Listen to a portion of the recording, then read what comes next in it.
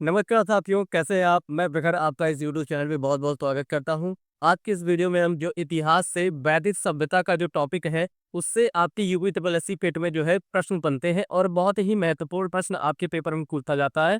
तो आज की इस वीडियो में हम जो 50 से 60 प्रश्न आपकी वैदिक सभ्यता से लेकर आए हैं और ये पूरा जो आपका करीब होने वाला है, या पूरा जो लेक्चर होगा, इसमें 50 से 60 प्रश्न आप देख लेते हो, तो फिर आपका जो वैदिक सभ्यता का सब जो टॉपिक है और इससे जो प्रश्न बनते हैं, वो आपके जो है पेपर में इसी से आपको समझ में आ जाएगा और इसी से आपको देखने को नहीं मिलेगा आपके पेपर में। तो आइए हम वीडियो शुरू करते हैं अपना और हर एक प्रश्न को अच्छी तरीके से समझते हैं और क्या उसकी व्याख्या है, क्या प्रश्न है, तो वो चीज़ें हम समझते हुए चलते हैं, ठीक है? पहला हमारा प्रश्न क्या है, देखिए, निम्न में से कौन-सा प्राचीन महाजनपद वर्तमान उत्तर प्रदेश के क्षेत्र में स्थित नहीं है? अच्छा, पहले ये बताइए, अगर इसके बारे में आप पढ़ रहे हो, तो इसमें पहले से दिए जा नज़र हुई है कि जो आप बोल रहे हो महाजनपद, ठीक है? जो महाजनपद है, इसकी पहले जानकारी हमको कहाँ मिलती है? अच्छा, टोटल महाजनपद कितने हैं? तो टोटल महाजनपद की जो संख्या है वो 16 है, ठीक है? और 16 जो महाजनपद है, इसकी जो जानकारी हमको मिलती है, इसका जो जानकारी मिलता है वो कहाँ से मिलता है? तो इसकी जो जानकारी मिलती है वो अंकर निकाय महाकाव्य है, ठीक है? अंकर निकाय महाकाव्य है और ये कौन सा? बौद्ध धर्म का, ठीक है? बौद्ध धर्म का महाकाव्य है। बौद्ध धर्म का महाकाव्य है अंगुत्तर निकाय। यहाँ से हमको सर्वप्रथम जानकारी मिलती है कोला महाजनपदों के बारे में। इसके अलावा जो दूसरी जो स्रोत है वो भगवती सूत्र है, ठीक है? दूसरा जो एक सेकेंड दूसरा जो स्रोत है वो कौन सा है? भगवती सूत्र है, ठीक है? दूसरा भगवती सूत्र है और यहाँ से भी हमको जानकारी की, और ये जैन धर्म था, ये जैन धर्म का काव्य है, ठीक है? इसका जैन धर्म था। तो इन दोनों चीजों से हमसे हमको जानकारी मिलती है किसके बारे में? महाजनपद के बारे में। अब प्रश्न देखिए क्या है, इसमें से ये 4 ऑप्शन आपको दिए हुए हैं, इसमें से कौन सा उत्तर प्रदेश के क्षेत्र में स्थित नहीं था? तो इसका भी अगर हम लोग आंसर देखें, आप इसका आंसर क्या होगा? तो मध्य जो है इसकी जो राजधानी थी वो कुशीनगर थी, ठीक है? क्या थी? कुशीनगर थी, जो आपका प्रेजेंट में कुशीनगर क्षेत्र है, वहां पे संबलित था। पोसल अगर आप देखोगे तो श्रावस्ती इसकी राजधानी थी, ठीक है? इसकी राजधानी जो थी वो श्रावस्ती थी और श्रावस्ती आपको पता है इलाहाबाद जो आपका ये बहराइच और फिर जो अब ये देखो ये भी उत्तर प्रदेश वाला रीजन है, ठीक है? बलरामपुर बहराइच ये वाला रीजन। उसके बाद फिर कंबोज अगर आप देखोगे तो ये आपका जो गांधार प्रदेश है, ठीक है? गांधार जो इस समय प्रेजेंट टाइम में पाकिस्तान में है, प्रेजेंट टाइम में कहाँ पे है? पाकिस्तान में है, ठीक है? प्रेजेंट टाइम में कहाँ है? पाकिस्तान में है। वत्स जो है, वत्स की राजधानी कौशाम्बी थी, वत्स की राजधानी कौशाम्बी थी, ये प्रयागराज के पास में है, समीप में है। तो इधर से आप देखिए ये कुशीनगर, श्रावस्ती, कौशाम्बी, ये जो तीनों है ये उत्तर प्रदेश के क्षेत्र से संबंधित है, लेकिन जो कंबोज आपका है ये उत्तर प्रदेश से संबंधित नहीं है, इसलिए राइट आंसर होगा वो क्या हो जाएगा? कंबोज होगा, ठीक है? आई होप ये सीधे समझ में आई होगी आपको। अगला क्वेश्चन देखिए क्या है, वैदिक काल में 8 प्रकार के विवाह होते थे। अच्छा, पहला प्रश्न यही आपको मिल जाता है कि वैदिक काल में कितने प्रकार के विवाह होते थे? तो 8 प्रकार के विवाह होते थे, ठीक है? उनमें से कौन सा विवाह प्रेम विवाह है? और जो 8 प्रकार के विवाह है उनमें से कौन सा विवाह प्रेम विवाह है?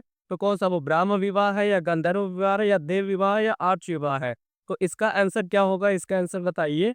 इसका आंसर अगर हम लोग देखें, एक देखिए इसका आंसर अगर हम लोग देखें, तो जो ब्राह्म विवाह होता है इसमें क्या होता है? धार्मिक अनुष्ठान के साथ, ठीक है? धार्मिक अनुष्ठान के साथ जो है सेम यानी समान वर्ण में विवाह होता है, समान वर्ण में विवाह होता है, समान वर्ण में विवाह होता है, ठीक है?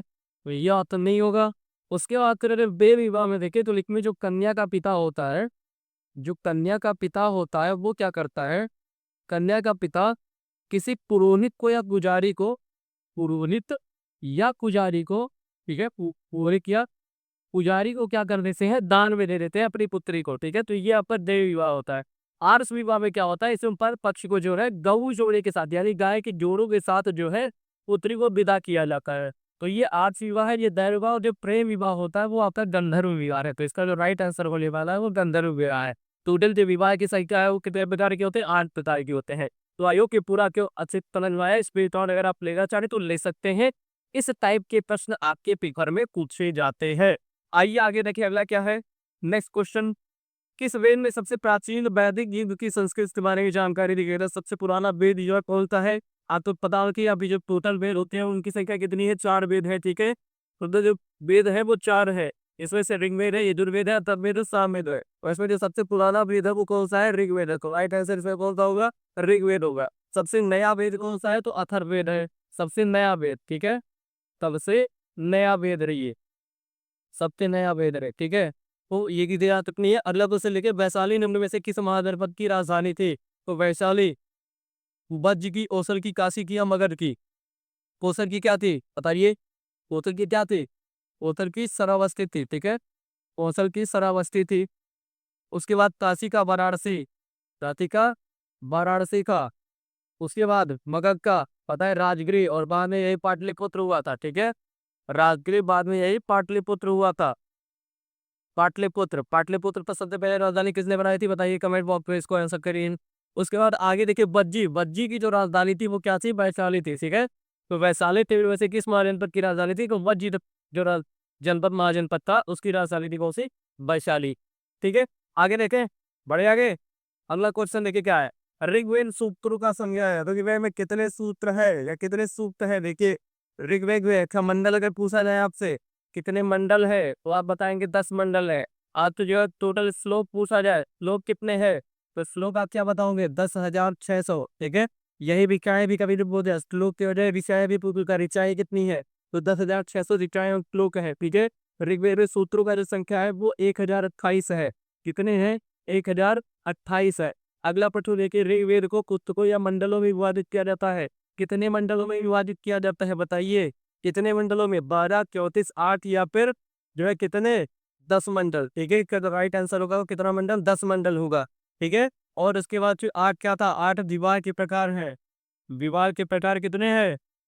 ब्रांच प्रकार कितने हैं बताइए? विवाह के प्रकार 8 है, ठीक है। 10 मंडल है, ठीक है, ऋग्वेद में। आगे बढ़े, अगला क्वेश्चन देखिए, अगला क्या है? ऋग्वेद सूत्रों का संग्रह है। अच्छा ये वाला रिपीट हो गया। आगे बढ़ते हैं, अगला अगला देखिए, बुद्ध काल में वज्र महाजनपद की राजधानी क्या थी? अच्छा बुद्ध काल में जो वज्र महाजनपद थी उसकी राजधानी क्या थी? अभी हमने पढ़ा है इस क्वेश्चन का आंसर क्या था? जो वज्र महाजनपद है उसकी जो राजधानी है वो क्या है? वैशाली है। अभी हमने पढ़ा है, ठीक है। जो वज्र महाजनपद है उसकी राजधानी क्या है? वैशाली है।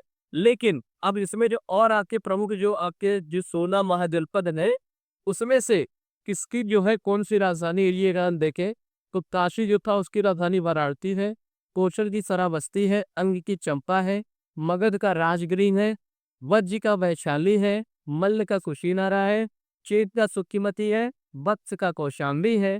पूर्व का इंद्रप्रस्थ है। पांचाल का काम्पिल्य है। मत्स्य का विराट नगर है। तूरसेन बतुरा। अश्मक का पैठर।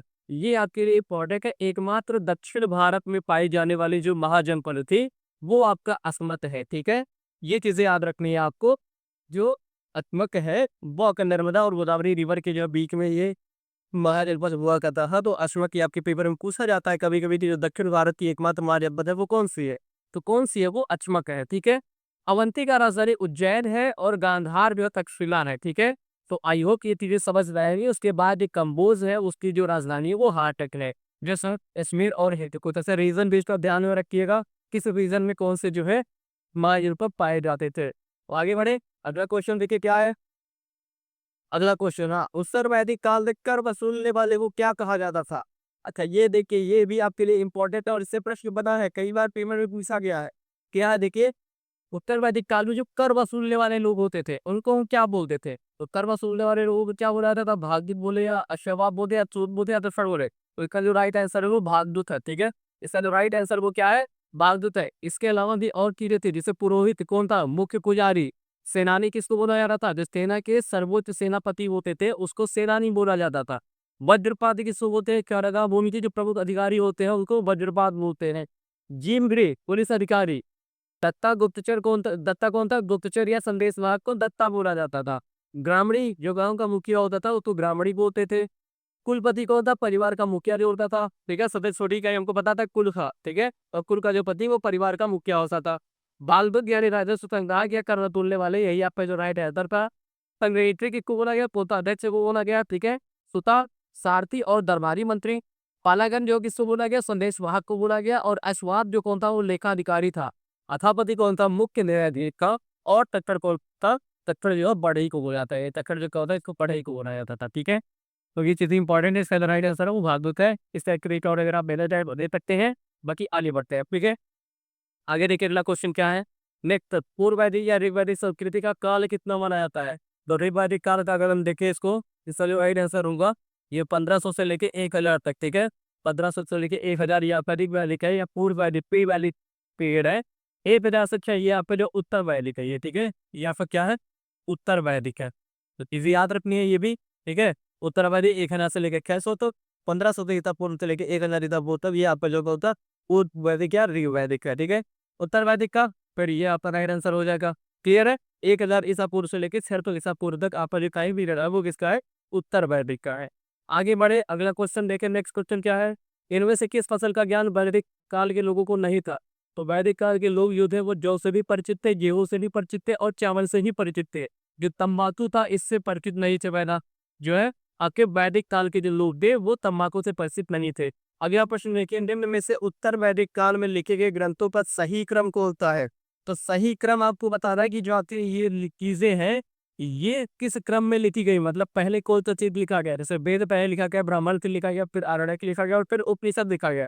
तो यही इसका राइट आंसर है कि सबसे पहले वेद आए, उसके बाद तो ब्राह्मण लिखा गया, फिर आरण्यक लिखे गए और उसके बाद फिर उसमें जो है उपनिषद लिखे गए, ठीक है।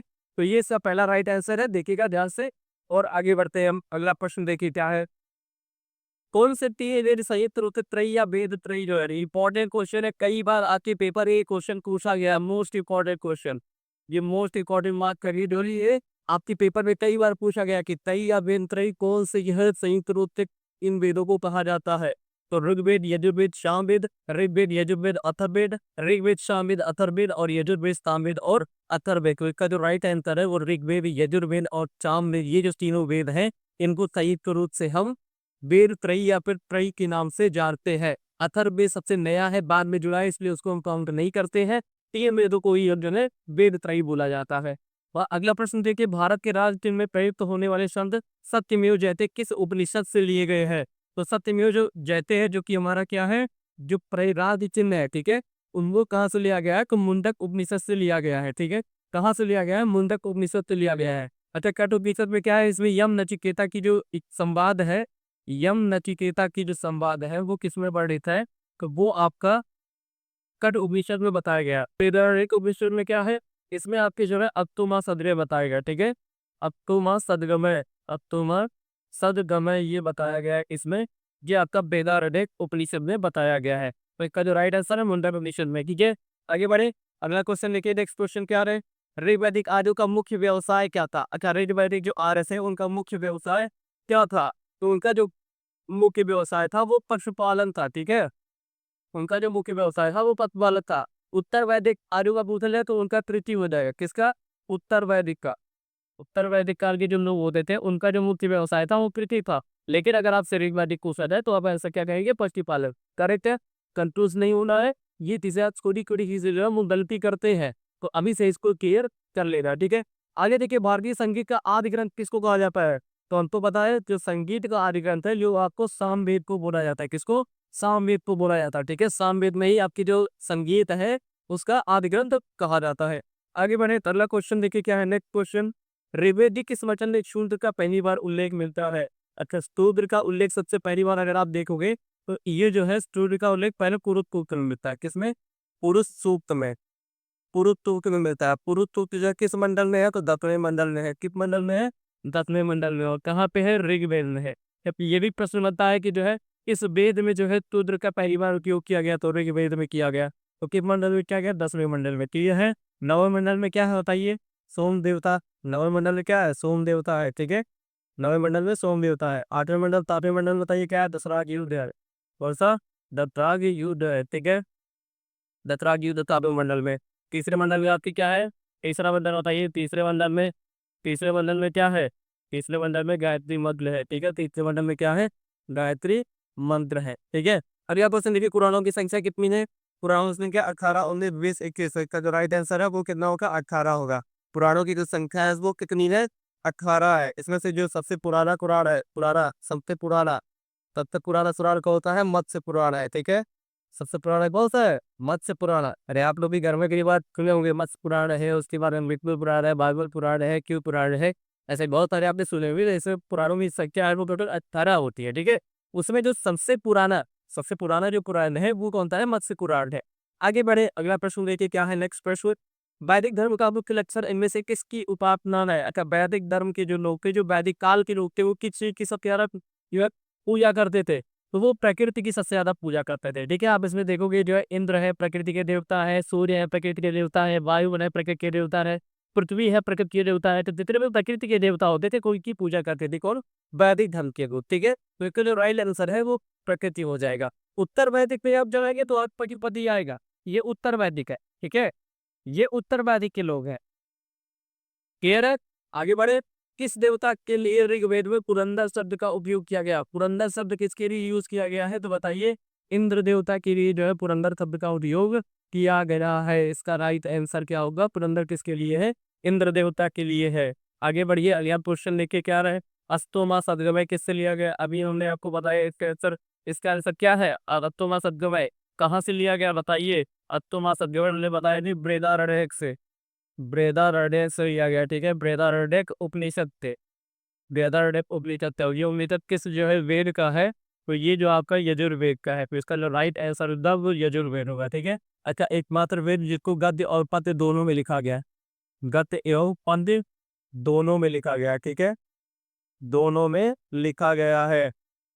कौन था? यजुर्वेद, दोनों में लिखा गया है। ठीक है, क्लियर है? अब यह क्वेश्चन देखिए, सूची वन को सूची से दो से सुमेलित कीजिए। सूची वन में क्या है? वेद के बारे में दिया, कौन सा? ऋग्वेद है, यजुर्वेद है, सामवेद है, अथर्ववेद है। ठीक है, सूची टू में क्या दिया गया? यज्ञकर्ता, मतलब इनकी यज्ञकर्ता की क्या कहा जाता था? जैसे आपका ऋग्वेद है तो ऋग्वेद की यज्ञकर्ता को क्या बोलते थे? यजुर्वेद के यज्ञकर्ता को क्या बोलते थे? सामवेद के जो है जो यज्ञकर्ता थे उनको क्या बोलते थे? और अथर्ववेद से। तो ऋग्वेद की जो यज्ञकर्ता होते थे उनको होतु हम बोलते थे। ठीक है, होतु यानी ए का जो है क्या है? स्पष्ट है। तो देखिए, एक आपस कितने ऑप्शन में है? ये ऑप्शन में नहीं है, इस काट दीजिए। एक आपस इसमें नहीं है, इसको भी काट दीजिए। तो दो ऑप्शन हमारा बचता है। यजुर्वेद के जो यज्ञकर्ता होते थे उनको हम अर्हज्ञु बोलते थे, अर्हज्ञु। ठीक है, तो देखिए आपका बी वाला जो किसमें आएगा? सेकंड में आएगा। बी वाला सेकंड में। देखिए बी सेकंड कहा थे, ऐसा बी सेकंड यहाँ पे भी है, मतलब वही दोनों ऑप्शन सही है। सामवेद के जो होते थे उसको उद्गाता बोला जाता। क्या बोला जाता था? उद्गाता। अब देखिए थर्ड, यानी जो सी वाला था वो किस पे आएगा? थर्ड पे आएगा। तो सी का थर्ड देखिए किसमें? सी फोर यहाँ पे दिया, ये गलत है। तो ये हमारा जो राइट आंसर है ये करेक्ट आंसर होगा। ठीक है, ये करेक्ट है। तो मैं तो ऋग्वेद, ऋग्वेद हो जाएगा। तो ऋग्वेद का होतु, ठीक है, क्या है? होतु है। उसके बाद फिर यजुर्वेद। ठीक है, यजुर्वेद का क्या हो जाएगा? यजुर्वेद, यजुर्वेद का क्या है? अगरव्यू है। ठीक है, अगरव्यू है यजुर्वेद का। उसके बाद सामवेद, सामवेद उद्गाता, सामवेद उद्गाता, सामवेद उद्गाता हो जाएंगे। उसके बाद लास्ट में आपका जो आता है अथर्ववेद। लास्ट में कौन सा है? अथर्ववेद। इसके जो आपके हैं वो कौन है? वो ब्रह्मा होते हैं। ठीक है, वो ब्रह्मा होते हैं। तो ये आपको याद रख लेना है, ये पेपर में जो पूछा जाता है। अगला देखिए, नेक्स्ट क्वेश्चन क्या है?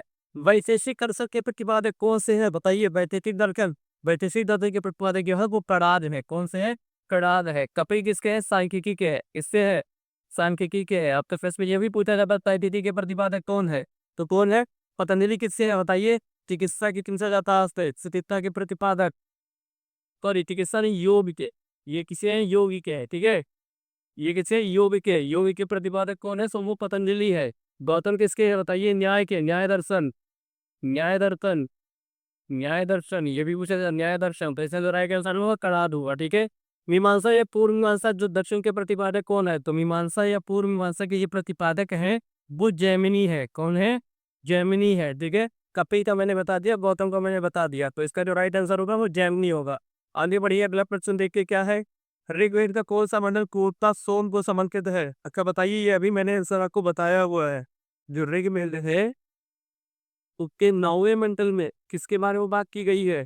तो 9वें मंडल में बात की गई है किसके बारे में? सोम रस के बारे में। ठीक है, सो देवता के बारे में बात की गई है। एक सेकेंड। हाँ, देखिए यहाँ पे सोमरथ को समर्पित है, देखो सोम देवता को समर्पित है, 9वां मंडल है। तो राइट आंसर होगा 9वां होगा।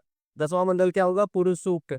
10वां मंडल पुरुष सूक्त। ठीक है, पुरुष सूक्त के बारे में बात की गई है। उसके बाद फिर अगला देखिए, प्रसिद्ध 10 राजाओं का युद्ध जो है दत्तार युद्ध किस तट पर लड़ा गया? ये बात मैंने एक बार आपसे पूछा गया, किस तट पे लड़ा गया? तो परसरी तट पे, या कभी कभी आंसर में आपको रावी का तट देगा। तो परसरी का जो पूर्व रावी नदी का जो पुराना नाम है वो पंचरी रिवर है। अस्किनी किसका है? चिनाब का है। अस्किनी किसका है?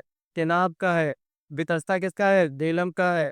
वितस्ता किसका है? झेलम का है। ऐसे ही जो है आपका टोटोद्री का बोला जाता है। टोटोद्री किसका है? वो टोटोद्री जो है वो किसका है? वो आपका सतलज का है। ठीक है, किसका है? सतलज का है। तो ये भी क्वेश्चन आपसे पूछा जाता है। तो राइट आंसर इसका क्या होगा? परकड़ी होगा। आगे बढ़िए, आपका क्या है? आपका देखिए, न्याय दर्शन के प्रतिपादकों से न्याय दर्शन का प्रतिपादक मैंने बता दिया, तो गौतम है। ठीक है, कौन है? गौतम है। आगे बढ़े, प्राचीन भारत में निष्क से जाने जाते थे। निष्क किसको बोला जाता था? ये मोस्ट इंपॉर्टेंट प्रश्न, इसको भी मार्क कर लीजिए, पेपर में बहुत पूछा गया ये। तस्ण आभूषण जितनी होती थी उनको क्या बोला जाता था? निष्ठ बोला जाता था। आगे देखिए, अगला क्वेश्चन क्या है? अगला क्वेश्चन देखिए, उपनिषद पुस्तकें। उपनिषद पुस्तकें किस पर आधारित होती है? तो उपनिषद की जो पुस्तकें होती है वो दर्शन पर आधारित होती है। किस पे? दर्शन पे आधारित होती है। आरंभिक वैदिक साहित्य में सर्वाधिक वर्णित नदी। अच्छा, इसमें कल्टू जो होते हैं वो लोग सर्वाधिक वर्णित में और सर्वाधिक जो पवित्र नदी में, तो सर्वाधिक वर्णित नदी जो है वो आपका सिंधु रिवर है, ये राइट आंसर होगा। लेकिन सरस्वती नदी जो है ये सबसे सबसे क्या है? पवित्र नदी है। ठीक है, सबसे पवित्र नदी, सबसे पवित्र नदी है। इसी को जो है नदी तमा या देवी तमा बोला गया है। इसी को नदी तमा या नदी तमा या देवी तमा, ठीक है, किस नदी को बोला गया है? तो सप्तती नदी को बोला गया है। क्लियर है? आगे बढ़े, अगला क्वेश्चन देखिए क्या है। सूची एक को सूची से कोरिलेट कीजिए, इसको भी देखिए क्या है, मैच करना है। ऋग्वेद दिया, यजुर्वेद दिया, सामवेद दिया, अथर्ववेद दिया है। अच्छा, ये किससे संबंधित था? तो ये देखिए, जो ऋग्वेद आपका होता था इसमें स्रोत एवं प्रार्थनाएं ये चीजें जोड़ दी थी। तो आप ए का 4 देख लीजिए, ए का 4 किसमें है? ए का 4, ए का 3, ए का 4, ए का 2, तो ये दोनों तक काट दो, मतलब या ए क्या है? तो एक सी होगा। जो ये अथर्ववेद होता है उसमें जो है आपको कर्मकांड, वचीक, सॉरी, जो वशीकरण है, जो जादू टोना है, टोकता है, ये सब आपका अथर्ववेद में आता है। ठीक है, तो संगीत में स्रोत जो होगा वो आपका सामवेद में। संगीत में कहीं को भी आएगा, साथ संगीत साथ सामवेद, याद रख लीजिएगा। ठीक है, उसके बाद तंत्र मंत्र आपका जो है आपका अथर्ववेद में आएगा। तंत्र मंत्र कितने? अथर्ववेद में। ठीक है, उसके बाद शोधन कर्मकांड जितने भी होते हैं, यज्ञ वगैरह जो होती है, यजुर्वेद में आ जाएंगे, यजुर्वेद में। तो मैच कर लीजिए इस हिसाब से। जो आपका देखिए सेकंड, क्रोध एवं कर्मधार यजुर्वेद में, सब डी का सेकंड, यानी बी का सेकंड। ठीक है, तो ये आपका राइट आंसर होगा। मतलब एक अपोर यानी आपका ऋग्वेद आएगा किस पे? आपके जो स्रोत एवं कारखानाएं होती हैं, यजुर्वेद आपका संगीत में स्रोत पे आएगा। सॉरी, यजुर्वेद है जो स्रोत एवं कर्मकांड पे आएगा। सामवेद आपका संगीत में, साथ ही सामवेद साथ ही संगीत में। उसके बाद अथर्ववेद आपका जो है वो तंत्र मंत्र एवं वशीकरण से संबंधित है। अगला प्रश्न देखिए, नेक्स्ट प्रश्न क्या है? अध्यात्म ज्ञान के विषय में नचिकेता और यम का स्वर। अभी का आंसर मैंने आपको बताया, जो यम और नचिकेता है उसके बारे में जो किसने बात की गई है, जो है किस उपनिषद में बात की गई है? तो आपका कठोपनिषद में बात की गई है। ठीक है, किसमें? कठोपनिषद में बात की गई है। चरक संहिता नामक पुस्तक किस विषय से संबंधित है? तो चरक संहिता जो बुक है वो चिकित्सा से संबंधित है। ठीक है, किससे संबंधित है? चिकित्सा से संबंधित है। क्लियर है? आगे बढ़े, अगला क्वेश्चन देखिए, ये प्रश्न भी आपसे पूछा गया कई बार पेपर में। तो क्या है इसमें? देखिए, जो आयुर्वेद ये उपवेद है, मतलब वेद है, एक साइड वेद है और उपवेद है। ठीक है, उपवेद है। आप यहाँ पे ऐसा लिख सकते हैं, आप सामने में कल पहले आप ऋग्वेद देखिए। ठीक है, सबसे पहले आप लिखेंगे क्या? ऋग्वेद, उसके बाद सामवेद, यजुर्वेद, यजुर्वेद और फिर लास्ट में अथर्ववेद। ठीक है, लास्ट है अथर्ववेद, अथर्ववेद। इसके जो होता है वो कष्टवेद हो रहा था, इसका जो उपवेद है चिल्तवेद। ठीक है, चिल्तवेद। उसके बाद फिर आपका जो आयुर्वेद हो किससे आ रहा है?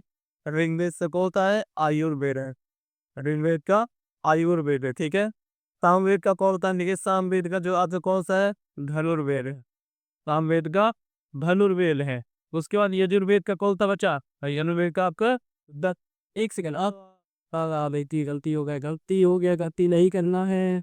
जो आप ये बताइए, जहाँ पे संगीत वगैरह होती है वहाँ पे गंधर्व आपके देवता ज्यादा रहते हैं। ठीक है, तो गंधर्व वेद आपका सामवेद में आएगा। और उसके बाद धनुर्वेद आपका यजुर्वेद में है, तो धनुर्वेद आपका यजुर्वेद में है। तो ये चीजें याद रखिएगा, ऋग्वेद, आयुर्वेद, सामवेद, गंधर्व वेद, यजुर्वेद, धनुर्वेद और अथर्ववेद, शिल्पवेद। तो इस तरीके से जो स्टिक करेंगे आप, तो ये आयुर्वेद आएगा आपका किस पे? ऋग्वेद पे। यानी ए का फर्स्ट, ए का पार्ट ये करेक्ट है, नोट कर लो। ए का फर्स्ट, बी का सेकंड, सी का थर्ड, डी का फोर्थ। हाँ, ये आंसर हमारा करेक्ट होगा। ठीक है, इस तरीके से आप मैच कर लीजिएगा, स्क्रीनशॉट ले सकते हैं। आगे बढ़े, अगला क्वेश्चन देखिए क्या है। कौन सा वेद अंततः गद्य रूप में भी रचित है? अभी हमने आपको बताया कि कौन सा वेद है जो गद्य और पद्य दोनों में है, तो कौन सा आपको यजुर्वेद है, कौन सा है यजुर्वेद है। सबसे पुराना कौन सा है ऋग्वेद है। सामवेद में क्या है संगीत है, सामवेद में क्या है संगीत है। अथर्ववेद में क्या है, अथर्ववेद में जादू टोना टोटका वशीकरण, जादू टोना टोटका वशीकरण, ठीक है, ये सब किसमें है अथर्ववेद के जो ताकि यदि करता होते थे उनको क्या बोलते थे ब्रह्मा बोलते थे, ठीक है, क्या बोलते थे ब्रह्मा। सामवेद के द्वारा वो क्या बोलते थे उद्गाता बोलते थे, उद्गाता बोलते हैं। यजुर्वेद वाले की क्या बोलते थे बताइए जल्दी बताइए, यानी आपको रियाज रिवाइज करके याद करना यही पे। और यजुर्वेद वाले भी क्या अगर यू बोलते थे, अगर यू बोलते थे, ठीक है। ऋग्वेद वाले को क्या बोलते थे होर्तु बोलते थे, क्या बोलते थे होर्तु बोलते थे, ठीक है। क्लियर है। अगर आपको सेशन अच्छा लग रहा हो तो सेशन को लाइक जरूर करिएगा ताकि हम लोग को भी मोटिवेशन मिलता रहे। और चैनल पे पहली बार आया है तो यूपीडब्ल्यूसी पैक की तैयारी के लिए आप चैनल को सब्सक्राइब भी कर लीजिएगा। आगे देखिए अगला क्वेश्चन क्या है, सभा और समिति प्रजापति की दो बुनियाद थी, इसका उल्लेख किस वेद में मिलता है। जो सभा और समिति जो प्रजापति ये दो बुनियाद थी, इसका उल्लेख जो हमको मिलता है वो आपके अथर्ववेद में मिलता है। किसमें मिलता है अथर्ववेद में मिलता है, ठीक है। राइट आंसर इसका क्या होगा अथर्ववेद होगा। अगला क्वेश्चन देखिए क्या है, अनुलोम विवाह का अर्थ है। ये कभी आपके पेपर में कई बार पूछा गया। अनुलोम विवाह और प्रतिलोम विवाह दो तरीके का विवाह होता है, एक अनुलोम विवाह होता है और एक प्रतिलोम विवाह होता है, ठीक है। तो अनुलोम विवाह क्या होता है कि जब उच्च वर्ण का पुरुष हो, मतलब जो लड़का हो वो उच्च वर्ग का हो और जो लड़की हो वो निम्न वर्ग की हो, तो ये जो विवाह होता है इसको अनुलोम विवाह कहते हैं। लेकिन जब लड़की उच्च वर्ग की हो और लड़का जो है वो निम्न वर्ग का होगा तो इसको प्रतिलोम विवाह कहते होगे, ठीक है। तो इसमें कंफ्यूज नहीं है, जो उच्च वर्ग का पुरुष हो और निम्न वर्ग की नारी हो तो ये जो विवाह होगा उसको अनुलोम विवाह कहेंगे। और निम्न वर्ग का जो पुरुष होगा, निम्न वर्ग का पुरुष हो और उच्च वर्ग की नारी हो तो ये जो विवाह होगा ये प्रतिलोम विवाह होगा। क्लियर है।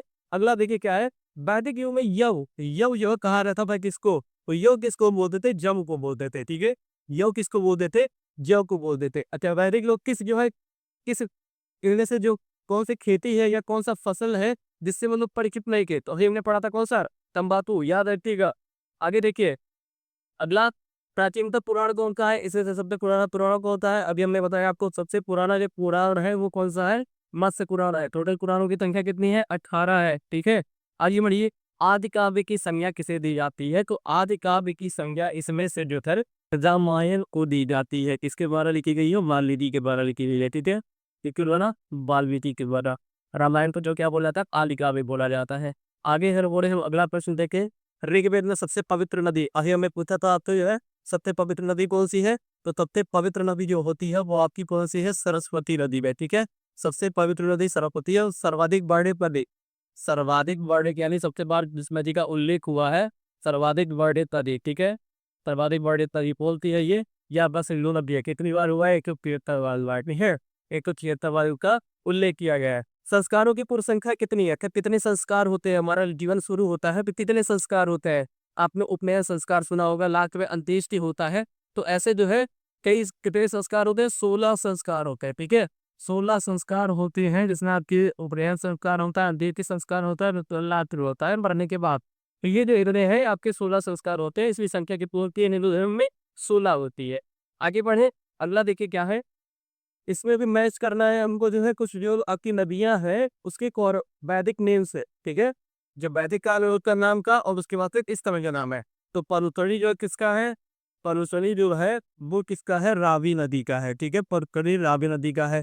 शतुद्री शतुद्री किसका है, जो शतुद्री है ये किसका है, ये सतलज का है, सतलुज का, ठीक है। उसके बाद अस्किनी किसका है, तो अस्किनी केनाब का है। अक्किनी किसका है, तो ये केनाब का है, ठीक है। अक्किनी केनाब का है। उसके बाद विपाशा जिसका है, तो विपाशा आपकी जो है वो व्यास रीवत की, किसकी है व्यास रीवत की है। बस तो इसे मिला लीजिए इस तरीके से परचड़ी दावी और फिर जो है तत्पुत्री तत्पत अस्किनी चेनाब और विवादा व्यास, इस तरीके से देखिए आप आंसर मिला सकते हैं। कल राइट आंसर हुआ ये चेक होगा। अगला देखिए अगला क्या है नेक्स्ट क्वेश्चन, नेक्स्ट क्वेश्चन हमारा है प्राचीनतम विवाह संस्कार का वर्णन करने वाला विवाह सूक्त। विवाह सूक्त जो है हमको किस में भी देखने को मिलता है इसमें से, तो विवाह सूक्त अगर आप देखोगे तो विवाह सूक्त जो है वो आपको पुरुष सूक्त तो में देखने को मिलता है। किसमें पुरुष सूक्त में, विवाह सूक्त पुरुष सूक्त में मिलता है। और पुरुष सूक्त हमको पता है 10वें मंडल में मिलता है, कितने 10वें मंडल में। और किसके 10वें मंडल में ऋग्वेद के, ठीक है।